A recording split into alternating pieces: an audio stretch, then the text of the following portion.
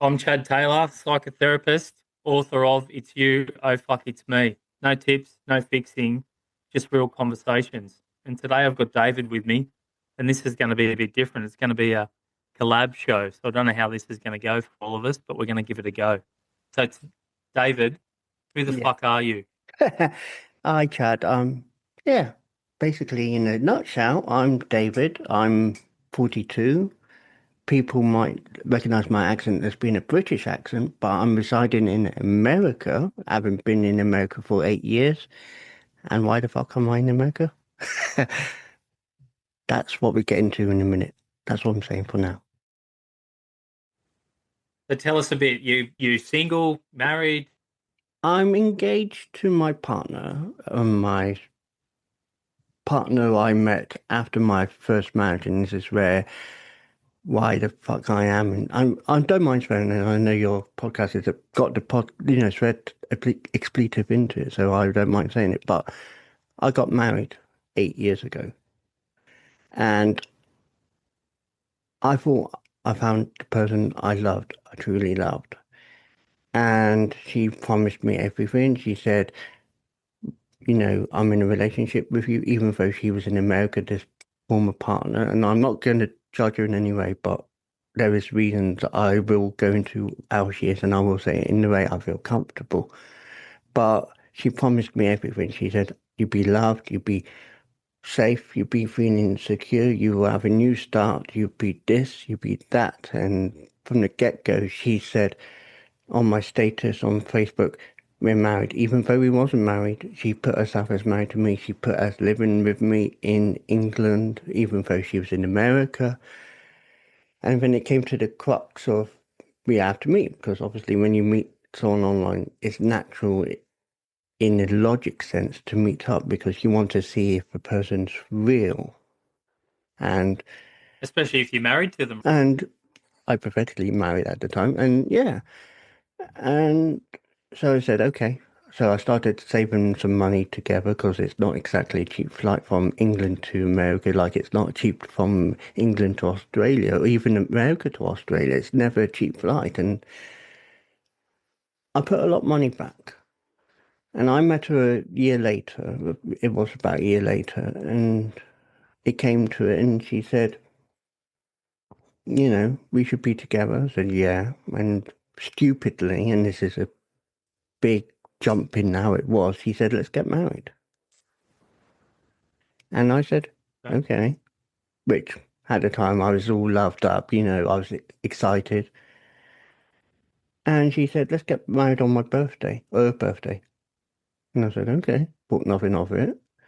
Now, there was loads of red flags, and I know your podcast talks about, about psychological, issues and about personal recovery, intimacy issues, anxiety, addiction, There's a lot of anxiety within me because people were telling me you jumped too quickly, you shouldn't have got married, she's got control over you.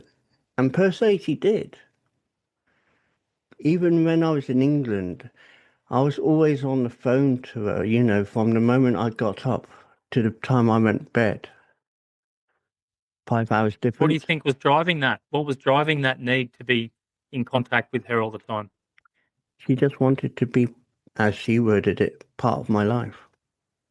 What about for your end, though? What was it for you that wanted to be on that call? Just to keep her happy. She had mental, It was all about her, it wasn't about you. no. I realized when people started telling me the warning signs, it's like, it's not about me, it's about what she wants. And I was being the people pleaser by making her feel validated. And in a sense, there was that kind of love which I was being shown, but at the same time, when people were trying to tell me red flags, I was ignoring it because I was like, I'm happy, I'm happy. And As we people, do, right? We yeah, all, and people were like, and it goes back to the title of what it says on the gap on the podcast title. Oh fuck. People were like, fuck David, you got to listen to us. We're telling you because we care. And, I had a stable house to live in when I was living in England. I had a stable position in what I was doing. I was part of a community radio station in England, which I'm still passionate about, very close to me. And I always will hold that community radio station close to me because it's part of who it's made me today, because it's made me a stronger person. Mm. But the fact was, she wanted to be part of it. She wanted me to be on the phone. When I was doing my work fair, I was distracted because she was always on the phone. I couldn't be David they wanted me to be because I was always on the phone, distracted. Did it serve a purpose for you? Were you enjoying the phone calls, or you felt like you just had to have them? I felt like I had to have them, admitting it. I really do admit that. And I felt like if I didn't answer it, and had done that, I felt bad because she made me feel bad. She had like I said, I'm not judging in any way. She had mental health issues. She has bipolar, which Yeah, had, we all have a degree of mental health issues. Even that saying, she made me feel like, I think sometimes that personal responsibility too, that we feel a certain way mm, when people do things, like the feelings happening inside of us. yeah. And she made me feel bad a lot of the time. Like I said, last few times before I left the radio station to come to America, I chose to turn that phone off because also she was monitoring where I was all the time, just for reasoning to know where I was. And on my leaving day, where I had a party thrown by a couple of former work colleagues, I turned my phone off. She knew I was going out. I told her, I said, they've invited me. And she's like, no, you're not going out. I said, I am. I'm going regardless. And she said, no, you're not. But the moment I turned Yeah, that and there was phone, probably a need from her to yeah, be connected to you, right? Like yeah, at that time, I think we do what we do at the time. Like mm, looking back on that, do you think that it was manipulative, or do you think she was unconscious to what she was doing and she just wanted to be close to you? she wanted to be manipulative in a lot of ways. She wanted that control over me. Mm. And when I came to America, first of all, where in the state I was at the time, I was with for 5 years. Obviously, during that 5 years, COVID came along. I was expected to have a job, which don't get me wrong, I appreciated the fact that I was able to have a job in America because, it was a new start for me. I was worried about doing that job. But it was a job that was, and this is when my partner talks to me about things now. My new partner, she says, it felt like you was obliged to do what she wanted you to do. What she Mm. wanted me to do was being in a safe job that was comfort, what you're used to, not completely what I was used to, because I couldn't do radio station work. I had to be a custodian in a hospital. And obviously, Mm. COVID was around at the time, Mm. so I was working in stressful situation which was potentially life-threatening. Because imagine if I caught, which I did catch COVID, but imagine if I caught COVID and I was very ill from it. I was blessed Mm. in the fact that I had the not so aggressive of it, but I had it. And I usually do something on my show where the last guest leaves something for the next guest. And what was left was pretty relevant to what we're talking about here is they had left a question, which was, if there's one thing you could have done differently in your life, what would that be? Bluntly, truthfully, not get married to her. Even looking at yourself in America now with your new partner, like, do you Yeah, not think that, I'm in that a new state. I've progressed further. I've been with who I'm with now for 3 years this year, and I'm in a stable place. Yes, I've changed jobs now, which is, in a sense, gone from what I was doing, cleaning, to stacking shelves. But stacking shelves in a supermarket is better than having no job and being reliant on other people. Yes, I lean on my partner. She's my support. She's my rock. She's my everything. And I will always praise her up. And, in the podcast previous on my side of the podcast, I've always said to people when people ask, I always praise her up because this partner I'm with now, I'm proud of her and she's proud of me. And we're proud of each other for doing what we do together and not apart. Exciting. It's great to hear that. How do you Yeah. think you went from, what do you think's different in this relationship to the last one for you? Understanding, compassion, more. I'm here, David. I'm present. I'm listening. Even though I got my, and you say everyone's got mental health issues, even though I got my mental health issues and I've been diagnosed in recent months with, PTSD because of past traumas, Mm. she's there. She's present. I'm present. She's present. We together we're present. Mm. Do you also have a therapist, or do you rely on her a lot? I rely on her a lot because in America, I don't know how well you know about the American health system. In England, it's okay because you got the National Health Service, which is free healthcare. But in America, you've got to have a job that will provide healthcare. Because if you don't have healthcare, you end up being thousands of dollars in debt. Mm. So the Yeah. only way to survive properly and have proper help is if you get a full-time job. Now, my job, what I do now, is part-time. When I was working in the hospital, this full-time, and I had all the benefits. But I always look at it, I'm helping myself because I'm able to talk about it now. I'm able to say I've come out the other side and said, fuck, I've done it. But because of my mental health, I'm always in a dark place still because I'm always thinking the worst, thinking the worst. Mm. And what's the basis of your podcast for people out there listening? Tell us a bit about your podcast. Well, the podcast, and this is for the listeners who know me as well, podcast what I present is called The Journey. The The journey, Journey yep. started as a ethos about being amused. Well, at the time I used to say share wise world too. It was just a passion because of my radio work. I wanted to do something that would benefit people. And in the beginning, I interviewed a couple of British celebrities, which got me excited because, I never expected them to say yes. And then I interviewed the bucket list guy. I believe he's from Australia as well. And I interviewed him, and then I started exploring people's journeys, and I started exploring the life behind the microphone, the life behind the camera. And I thought, if one has a journey in life, I've come on a journey, and they should come Life on. is a journey, right? Yeah, it It's is. not the destination. Yeah, and as well, when you're on a journey, when is that journey ever straightforward? It never is. I made pretty much loads of fuck ups in my life. I admit that. But it wouldn't be a journey if I didn't have those fuck ups. And that's why I asked you before, you're in America now, right? And you've got Mm, an amazing partner. How have you not taken that journey with the other partner?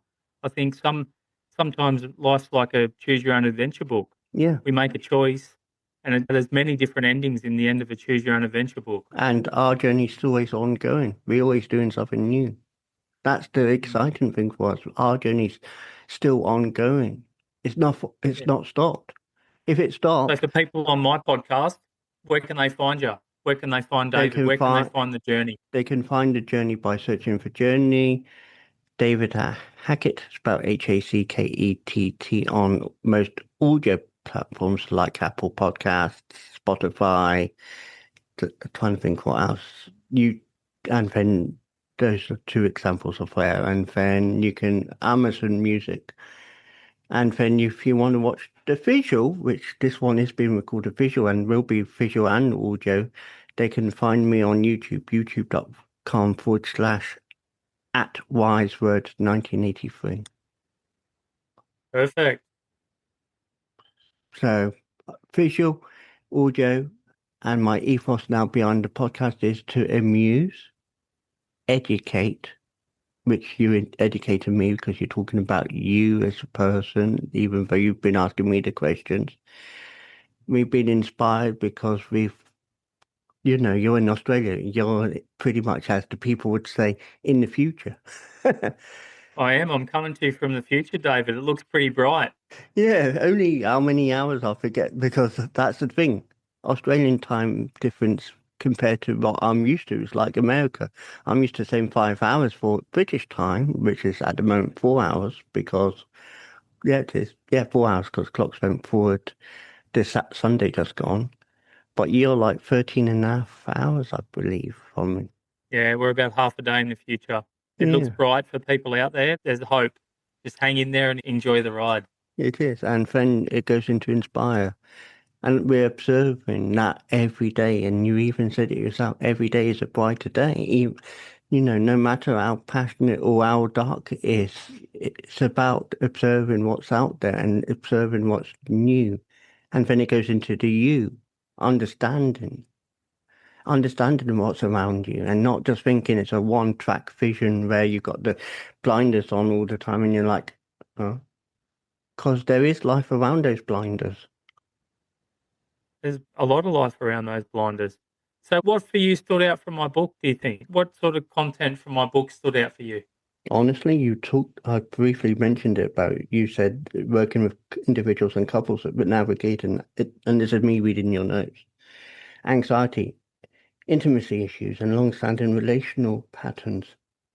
Those little things stand out for me because I know from experience, and like I said, I'm not saying everything's 100% because life is never 100%, but when you read things like anxiety, that's a common thing. When you're in a relationship, yes, you will have intimacy issues, but it's about understanding. And from my perspective, I know I'm still trying to learn about myself.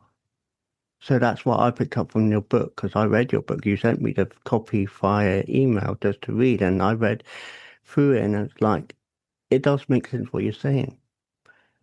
And it's good, and I'll make sure people will get if it's okay, to share the link in my description where they can get your book. 100%. It can be pretty brutal. Was it hard for you? Was it hard for you to read those topics that we It all was, have a part to play in our relationships, and it's not always the other person? We do have a part in it. Was that yeah, hard to hear that? it's hard because if I was married, yes, I would find that more hard, more so. But reading it as I am now, I can relate to and understand it. That's where the understanding from my point of view comes from. I do understand it. Like I said, it's not about one person. If you're in a relationship, there's two of you. It's not one of you. Yes, you might have the stronger alpha type, either the male or female, trying to be the dominant one, but there's two of you in a relationship. That's what people forget. It's two. If you've got kids, yeah, so be it. But two of you in the beginning, before you had children, there's two of you. Exactly. And where do you think for you there's been a time where you've almost, like, obviously the name of the book being It's You, oh fuck it's me. In other words, that projection of she's the problem or he's the problem or they're the problem. Where's some examples in your life that you've almost thought that they were the problem and then caught yourself, actually, hang on a minute, I'm just as much of the problem here, or I had a part to play in this? I Is think, there times in your life yeah, where a that's few, happened? a few times, Yeah. especially when I was growing up. When Okay. I was that age where I was starting to rebel against my mother because my mother raised me as a single mother. Yeah, there was times where at the time I was like, it's my mom, it's my mom, it's my mom. But like I said, it goes back to reflection and I reflect back now and think, yeah, maybe I was that, but I can't change that now. I wish I can, but at the same time, I'm living the best life I can by saying, yeah, it's me, but I'm proud because I'm doing the best I can and where I am now. Yeah, and this isn't the whole basis of the book for anyone listening, isn't about beating yourself up. It's all Mm. about if we can learn personal accountability, we can actually have better, more fulfilling relationships and better, more fulfilling lives, Yeah. really, is what the basis of the book is about. What about with your previous relationship?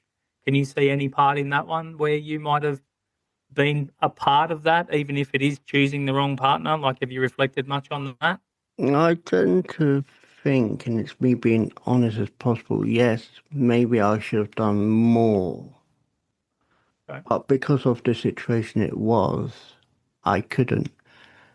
So, yes, if you say it's me, I wish I could have done more from my side, but I couldn't change it. I can't change it. That's the thing. I can't change it. No, She's, we can't change it, but we can definitely learn from it. and I have learned from it. Like I said, I'm in a better place now. Yeah. She's in a better place herself now. And I think the only reason she wanted that way of thinking. It's me looking back again. And I see it. I think she just wanted the companionship so she wasn't alone. Yeah, and we get pretty needy, right, as human beings. That connection to be loved is so great. And I think this is what we don't see. There's a lot of talk these days out there about narcissists and empaths and all these labels, labels, labels. It's all a desire to be loved. Like if I don't have boundaries, if I don't learn boundaries in my life, I'll get taken advantage of. But is that the other person's fault that they've taken advantage of me, or is it my fault that I haven't learned boundaries? And there's so much, you talked about childhood, there's so much that we all should be in some sort of therapeutic work, whether it's podcasts, talking to others. For me, it's preferably not my partner because she's also a therapist, and I think I need to go to a man personally because I didn't really have strong male role models growing up. So for me, having a man that I go to on a regular basis and do therapy with on a weekly basis for me is so beneficial because otherwise I can almost think as a therapist, oh, I've got it all together now. I'm always in the right, or I know what I'm doing because I've learnt this intellectually. I don't think we always live it as much as we'd like to. Yeah. And do you think, is there any way, where any areas in your life where you hide behind awareness or identity of who you think you are as well? I think the awareness was a bit blurred when I was in that situation. Like I said, I'm more aware now than I have been. And Mm. I'm more aware of the certain situations I don't need to hide because that's the problem. I used to hide because it was the stigma of she was saying, David, you're this, David, you're that. When it was new people, she introduced me as David, you're this. And then that person came to me privately and said, David, do you want to be this or do you want to be David as that? And I said, I want to be David as you see me now and not as the label what's been put on me. And So for that, someone out there, how did you get out of that? If anyone's listening and they're in an unhappy relationship where it's not the right fit, how did you go from there to where you are now? How did that relationship, if you want to share that, what did accountability ability look like to get out of there for you? accountability was because she was, I'm not saying I was avoiding it because things happen, life gets in the way. And yeah, it gets back to the title, but it happens. But she was ill. I was alone. I was not reaching out to people, but I was there supporting people. And there was a website, well, app on the phone back in the day that helped people. And I was on this app that I was a part of. And I just saw who I'm with now. And she was reaching out. She wanted that reassurance, and I said, I'm here for you. And then we just started getting closer, and our talk started getting more close. And I said, because she, not my place to say what her life was like, but she wasn't in a good place. Saying there's a level of codependency there that formed, right? Which is Yeah. pretty common in relationships. And I was there for her. It was not like the same situation as it was with my former wife. I was there for my partner I'm with now.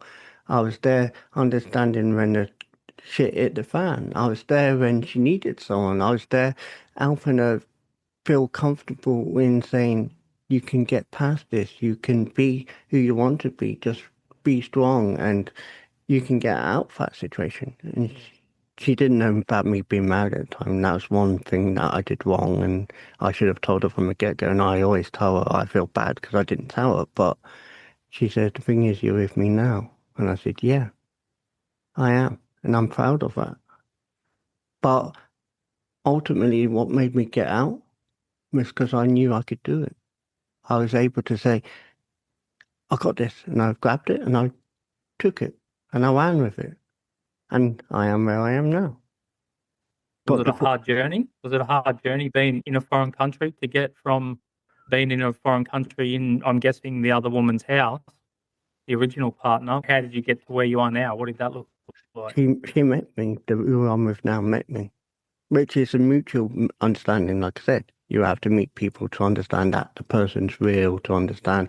So I said to her, meet me at this location, and I'm not going to say the location just in case my former spouse does listen to this, but I'm trying not going to. But she knew roughly what, where I was, I think. But I met who I'm with now, and she took me back to the state I'm in now, and I was like, I'm happy. I felt happy, and I felt relieved. It was almost an intervention, was Yeah, it? She almost yeah, rescued you out of there. yeah. Even though she didn't come to my physical door and knock on the door and say, "Come on, I'm getting you out."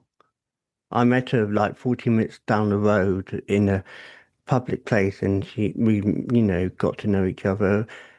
We shared how we really felt for each other. We shared that love from the get-go. And then the next day, she took me back to the state where I am now. And I've been here ever since. And the divorce happened last year for me and my Wow, former that's a wife. story, right? That's a journey in itself. What about all your belongings and things like that? Did you just leave them all, did you? I, Or how did I you get all took your stuff? I took 3 suitcases Okay. Wow. because I didn't want to make, and this is dumb of me to say, I didn't want to leave a trail of things to trace back to where I was, even though it was obvious I was gone. I didn't want to leave that trail. And yes, I left several things that probably could have been sentimental value to me, but at the end of the day, I wanted to start afresh. So the Yeah, and sleep, what price is freedom, right? For anyone out there, we can't put a price on freedom. Like if you're in an unhappy relationship, I'm not always saying it's good to be rescued out of there, but things happen for a reason, right? You've got to take some accountability and get yourself out. yeah, and you got to do it in the way that you can do it. Now, if you And why know, were you like? Why was there a level of not wanting to leave a trace? Were you fearful? Are you fearful of your ex partner, or yeah, was it just that you just wanted to? I Okay, was bit, I is feel, she I was, dangerous? she's not, and I'm trying to say this legally so I don't get into trouble in any legal way, but she wasn't dangerous. But the fact was, her family made it difficult for me. And I knew if her family knew where I was, it would have been more harder for me because they were in the same umbrella of using the stigma on me, saying David is this, when David is not this. He's what you see now, David is present. And because for 5 years of that time I was with her, it was always David is this and never David is present. And I just felt like I couldn't be myself. So if I tried to do the normal thing by moving everything out at once, it would have been more damaging for my mental health.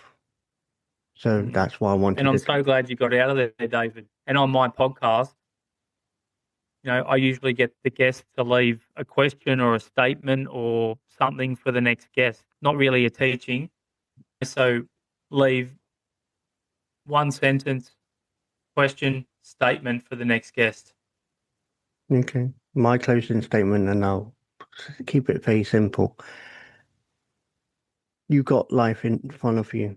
You admit it's difficult and you know it's difficult, but never leave yourself question the fact that you are never alone, even if you think you're alone, because there is someone always out there for you. And my question is, do you know who that person is? It's the person who's with you, supporting you now. And you can say their name anytime because they are there. And knowing that person, good on you. Keep it up. Right. So if it was one sentence, what would you leave from what you just said then? Give me one sentence for guests One, to leave with that I can give the next once guest. dreams are possible. And Dreams are possible. I love that. For people out there, dreams are possible. And we'll leave it there. thank you.